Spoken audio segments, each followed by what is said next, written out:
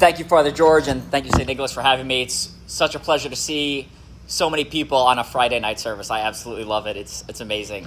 I was recently on a podcast called The Vanguard Wall. It was 7 hours long. Don't worry, I'm not going to talk for 7 hours. I got about 20 minutes of comments for you. So Father George already covered the topic, why I think Orthodoxy is true, why be an Orthodox Christian. But in order to do that, I need you to know a little bit about myself. I tend to go off the deep end on literally everything. So Boy Scouts, you need 20 merit badges to get Eagle, and most people get it at 17. I got 60, and I got Eagle at 15. I joined the military, had to go combat arms. Not only combat arms, I had to go to Special Forces. And then once I got into Special Forces, I had to go try out for another unit, got into that specialized unit, like a subunit of Special Forces. It wasn't just enough for one deployment. At the chagrin of my mother, 44 months of combat time later, I came home over the course of my military career. I also do on the side a sport called obstacle course racing, if you're familiar with Tough Mudder or Spartan. It's essentially running and climbing over things. Ninja Warrior is the short form of that. I was on the show 3 times. Don't look it up. It doesn't go well. I don't know if I have the shortest run in Ninja Warrior history, but it's pretty damn close. But I got to go, and that was cool.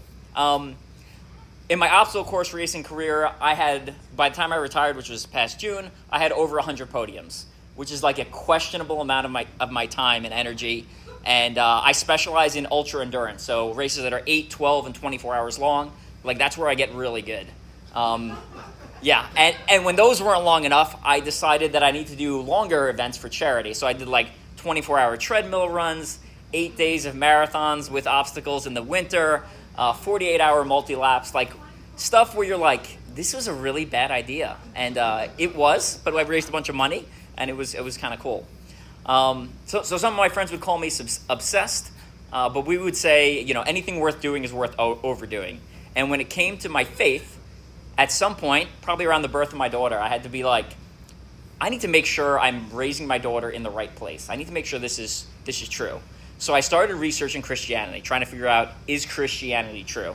And I made it about halfway through that before I realized I haven't gone back far enough. I need to figure out if there's a God. Because if there's no God, it doesn't matter what Christianity says, because there's no God, right? And I'm a very logical person. Some people are very emotional. They can walk into the Orthodox Church and they can smell the incense, see the beautiful icons, and be drawn into the faith. That's not me. You have to build a bridge of logic from start to finish for me to be convinced it's true. And I think faith reminds me of that scene in the Last Crusade, Indiana Jones' Last Crusade, where he walks across that bridge over that giant chasm. And I think you can build a bridge almost to the far side of the chasm, but at some point you need to take that little leap of faith. And for some people, they can leap from the beginning and just clear it. That's not me. I need logic. I need convincing. So I start researching, is there a God? And big surprise, right? The conclusion I came to was yes. And I actually think it's easier now to prove it in today's age than it was 2,000 years ago with our church fathers. You start looking at the science, and when science and religion are done well, they align perfectly, right? If you change the rotation of the speed of the rotation of the Earth 10%, it becomes too hot or too cold. If you move our planet a little bit farther away, a little bit closer, it becomes unsustainable for life. You look at the planets around us. If the attraction and repelling of molecules, if it's too strong, everything clumps together. If it's too weak, nothing ever forms, right? And this is all stuff we've kind of figured out in the last 100 or so years. At one point, the universe was thought to be ever-present. And then they're no, it's expanding, and then it's contracting. It's cyclical. And then they're no, it started, and there was this big bang, and now it created the universe. Except the church has had the same story of the creation of the universe for thousands of years. There's a great quote from God and the Astronomer's book. It says, "He scaled the mountain of ignorance. He's about to conquer the highest peak. As he pulls himself over the final rock, he is greeted by a band of theologians who have been sitting there for centuries." And I think that's beautiful, and that kind of sums things up. Again, the more I look at science, the more I see God's fingerprints. The complexity of human DNA, why humans are the only species with a higher level of thinking and that can create things. And kind of when I look at people who don't believe in God, they have this God-sized hole in their heart and their soul. and they try to fill it with anything else, and it never satisfies them. Never. It's innate. It's in you, like God put it there for us. And, I believe in all sorts of things I can't see. Gravity, Wi-Fi, right? The planets, the universe. I physically can't see them, but I know they're there. A lot of things we can measure. Some things we can't measure, like love. I know love is real because I felt it from my mother, from my wife, from my kids, and I've shared that with them. So God exists. That's what the conclusion I came to. If God exists, I believe he would have a relationship with his creation. And if he's an all-powerful God, I don't think he would hide the truth in a minor religion, in some remote jungle away from everyone. I think he'd hide it in a major world religion. So from that point, I started looking at, all right, well, what are the major world religions? And, what are they saying? And when I started looking at religions, they tended to fall into three categories. The first one was mythical, right? So mythical is a bunch of people are sitting around and they just start kind of explaining things. They're just making stuff up. So a lot of Greek Zeus and Athena, right? They're just pulling stuff out of I don't know where. And they've got these stories, the Egyptian stuff, Norse mythology, all that kind of mythical religions. The second kind of category I found was I call it single source prophetic. So it's one dude who talked to someone, God, an angel, or something he claimed, and he said, here's what they told me, here's what we should do. Right? So he's making all these predictions. I'm not going to name the religions, but you can, if you do a little research, you can start putting two and two together and figure out which religions I'm talking about. And actually, when I look at Judaism, at the earliest stages, I kind of see that single source prophetic, except it's single source prophetic, and then it turns into multi-source prophetic, and then it turns into multi-source prophetic with miracles. And then when Christianity comes along, and this is the big distinction, it's multi-source prophetic with prophecies fulfilled and miracles. The things that are written in the Old Testament that we have proof of, Dead Sea Scrolls, they could not have known that stuff, and it was fulfilled in Jesus Christ. And when I look at Christianity, if Christianity is true, which obviously I think it is, that's why I'm standing before you, I think it should have three things that should be able to describe it. So one is theologically beneficial. If you believe in the religion, it should lift people up, it should make them better. And when we look at the treatment of women, the treatment of kids, and you compare it to what it was 2,000, 4,000 years ago, it is a world of difference.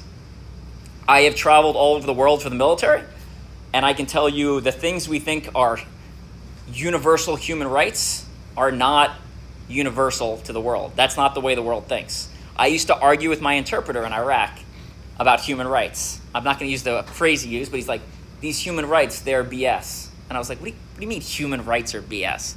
He's like, no, some people don't deserve to live based off of their religion or based off of their race, or, you'd be like, the Syrians don't deserve to live. I'd be like, what?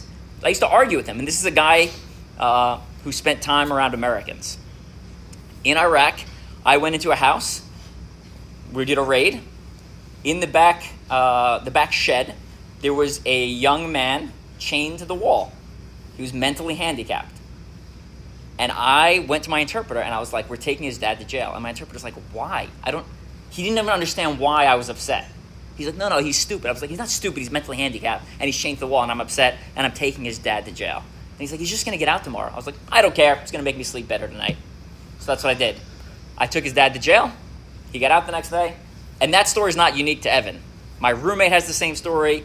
Again, on that podcast, we shared the story, and people started commenting, oh, I have that same story. I have that same story from other parts of the country. The things we think are human rights and human values are specifically Judeo-Christian values that are so deeply embedded into the West that Americans think they are universal, and they're not. From my personal experience traveling, spending about 4 years in the Middle East.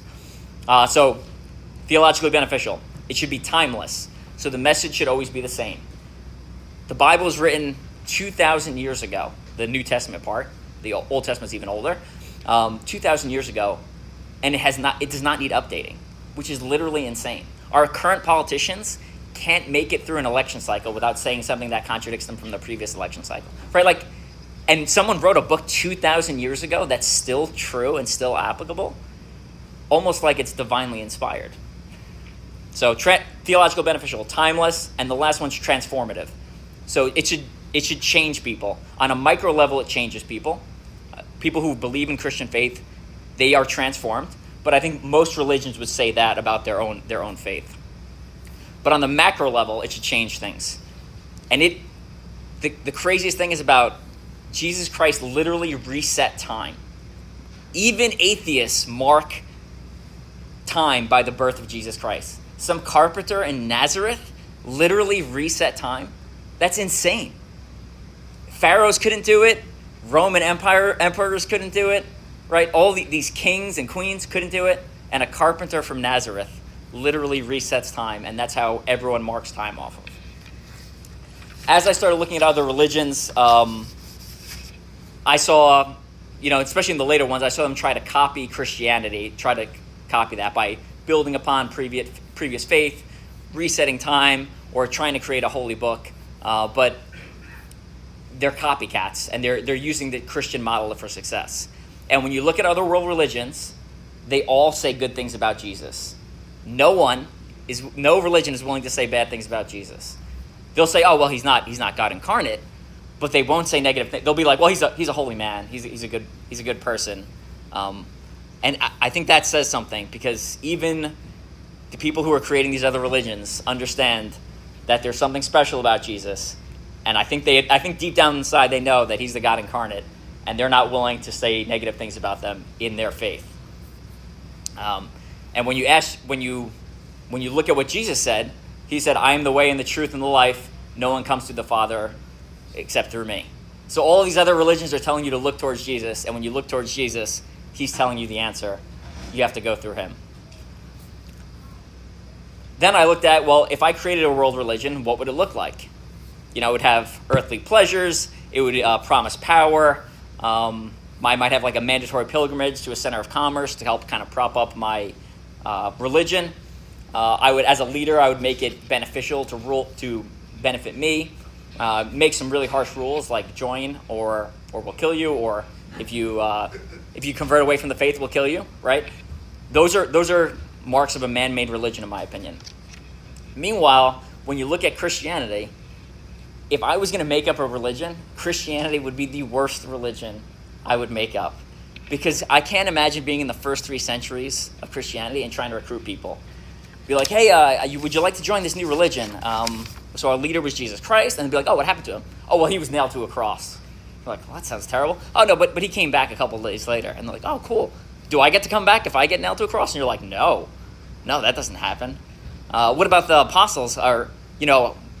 Surely they're doing good work. It's like, well, Peter, one of our leaders, denied Christ when it was time, when push came to shove. It's like a terrible start. What about the rest of the apostles? The rest of the apostles were hiding. There's 4 versions of the gospel. That's very confusing to people. When I look at Christianity, it reeks of truth, right? If someone who wants to preserve truth will preserve all of the eyewitnesses, or the once removed eyewitnesses. Someone who's making up religion will do one single source, and that's it, and it's perfect. And when you look at eyewitnesses from police encounters or military encounters, you'll see variations just like you see in the Gospels, because they're trying to relay exactly what they saw. The empty tomb was found by women, not the highest status of person in the first century. When you join Christianity, especially in those first couple centuries, you're not getting power, you're not getting wealth, and most of the big figures, the big figureheads are being tortured and killed very violently. It's a hard sell. It really is. So when I look at Christianity, I not only see the miracle of Jesus and the resurrection, but I also see a miracle that it even survived. The fact that it made it out of the first century is literally a miracle. And the fact that it made it 3 centuries being persecuted, miracle. Christianity was being persecuted longer than America has been a country. That is insane. A lot of people look at Christianity and they start their timeline either in 15 or 1600, or they started after Constantine took power. But there was 300 years where I don't think it should have made it. So God, I believe there's a God. I believe Christianity is the truth. And now the question is, which denomination? And as I started exploring that, I was born Orthodox, but I was willing to switch. I was open to it. I was like, if something makes more sense logically, I will switch. So, quick caveat, I'm about to criticize some of my Christian brothers. I do love all my Christian brothers. I like to use a mountain analogy when I'm talking about faith, because I believe that Christianity is a giant mountain and we're all trying to climb up towards the top, towards theosis, towards relationship with God. So if you're any sort of Christian, I think you're on the mountain. So I think very good starting point. Love that. When I look at orthodoxy, I see a beaten path that takes you to the top of the mountain. When I look at other denominations, I see branches off that path and kind of getting lost in the wood. Maybe you end up higher, maybe you don't, maybe you end up back down towards the bottom of the mountain. It becomes iffy. With orthodoxy, there's a clear path. Just because you're Orthodox doesn't mean you're higher on the path than someone who's Pentecostal or Baptist, in my opinion. But if you get on that path, it will eventually take you higher. And when I look at other religions, I think those are other mountains on different, not on, in that same range. So you don't feel like you're climbing, but you're not going up the right mountain, and you think you're getting elevated, but you're not. So when I looked at Christianity and early Christianity, I was like, I need to get back to the source. The source, Jesus Christ. Americans always want the newest thing, but with Christianity, we want to get back to Jesus and the apostles. So I started looking at church history. And when I started looking at church history, again, big wave tops here, but generally when we look at big denominations, Catholic, Orthodox, and Protestant are kind of like three big denominations. And when we look at church history, there's the Pentecost. The books of the Bible are written in the 1st century. Edict of Milan in the 4th century with Constantine essentially legalizes Christianity. Over those first 1,000 years, there's unity, and we're making these ecumenical councils, these big decisions, these dogmas of faith that are not creating new stuff, but they're confirming stuff that we knew, and they're making sure people are staying within the lines, not straying into heresy. So pre-1054, prior to the Great Schism, the church was united. And when the church was united, it was led by a pentarchy. So I specifically use my hand when I explain this, because there was 5 archbishops that led the church, right? There's Rome, Constantinople, Jerusalem, Antioch, and Alexandria. 5 leading the church. When we look at the New Testament, we see even in Acts of the Apostles, they are leading by council. It is not by a single person. And essentially the bishop, I'm simplifying things significantly here, but the Bishop of Rome gets in an argument with the Bishop of Constantinople, and essentially they break off. The Catholics would say we break off from them. We would say they broke off from us. But I will point to the majority here. These 4 are still together, the Orthodox, and we have the Catholic over here by themselves. So initially when I looked at it, I was like, well, just initial glance, we've got a majority. So I'm leaning towards Orthodoxy. As I would get deeper, I would realize it wasn't just a majority, it's the fullness of the faith. We've preserved the faith the longest and the most correctly. So as I kind of looked through history, specifically during COVID, I was looking and I was like, well, I want to see the original texts. So I reread the New Testament, and then I started going through books from the 1st, 2nd, 3rd, 4th, 5th, 6th century, 7th century. Kind of basically anything before 1054 I'm interested in. And I started reading book after book after book. Literally a stack of books. Every couple of days I'd tell my wife, order me a new book. And I'd read it. And when I read what the church fathers wrote, the same ones the Catholics say are part of their saints, Orthodoxy was the closest. It has changed the least. There's been no new ecumenical councils post 1054 according to Orthodox. The Catholics have several ecumenical councils, several big decisions post 1054. And when I looked at Protestantism, again, they say that essentially the faith was lost early, and they've reestablished it, 1,500 years later. Except the problem with that is they still believe a lot of the stuff that was decided in those first 1,000 years. So it doesn't quite add up. When I look at denominations, I also think they should generally be on the right side of history. And most of the critiques I get from Christianity tend to be towards Catholic things, right? People complain about the Crusades, the Spanish Inquisition, papal infallibility, and additions to doctrine after 1054. That's all Catholic stuff. So essentially, I came down to it. I was like, Orthodoxy it is. That's the correct one. So my last step was like, well, now I need to see what the critics are saying about Orthodoxy. Because if I don't understand what they're saying that's negative, maybe they have some really good points. So I started looking at their critiques. When we look at the Protestant critiques, they say, oh no, it's sola scriptura, it's just the Bible. You don't need anything else. There's a couple problems with that. One, the Bible wasn't printed, like mass printed, until 1445. Right, so only wealthy people can become Christians now? That doesn't make any sense. And then the Bible wasn't in English until 1535. So if you spoke English before that, you're just out of luck. And then the literacy rate before 1800 was 20% or lower. Right, so 80% of the population is not can't become Christian. It just didn't add up. It didn't make any sense. And if we throw out the church, I think the Bible, the Christianity actually loses a lot of its strengths because we start turning into circular logic where the Bible's true because it's in the Bible, because the Bible says it's true and it's in the Bible. And you just go back and you go around in circles versus when you have the church and the fathers and all these holy men and the witness of the apostles, it makes multi-source. It makes it multi-source and it makes it true. I have some other friends that are like, oh, you shouldn't follow tradition. That's another big critique of orthodoxy. Except when I use the word tradition, I usually change it when I talk to non-orthodox. I usually change it to a holy teaching. Because when you use the word tradition, even when I explain the capital T and the lowercase t tradition to people, sometimes they get confused. So I just a lot of times say holy tradition. And there's all sorts of holy tradition that people follow, and they don't think they follow holy tradition. The look of Jesus Christ. If it wasn't for icons, we wouldn't know what Jesus looked like, right? If you show a picture of a Jesus to a Protestant, they will recognize him, right? But you're saying you're not supposed to have pictures of him. The use of the cross, right? That's holy tradition. The term Trinity is not anywhere in the Bible. That's holy tradition. The fact that we celebrate Christmas, the fact that we celebrate Pascha, Easter, the location of the Church of the Holy Sepulchre, the resurrection site of Jesus Christ, even the name the name Bible. That's holy tradition that's been passed down. What books were in the Bible? The Lord's Prayer, the fact that we use the one from Matthew and everyone uses that. The order of the books in the Bible. All this stuff is holy tradition that Protestants say they don't follow, but they do. I also looked at papal infallibility, and again, that doesn't hold up to history. That's not the way the church was led for the first 1,000 years. And if Jesus wanted one person to lead the entire church, why did he have 12 apostles? Again, it just didn't make sense. The icons, another big one that always comes up.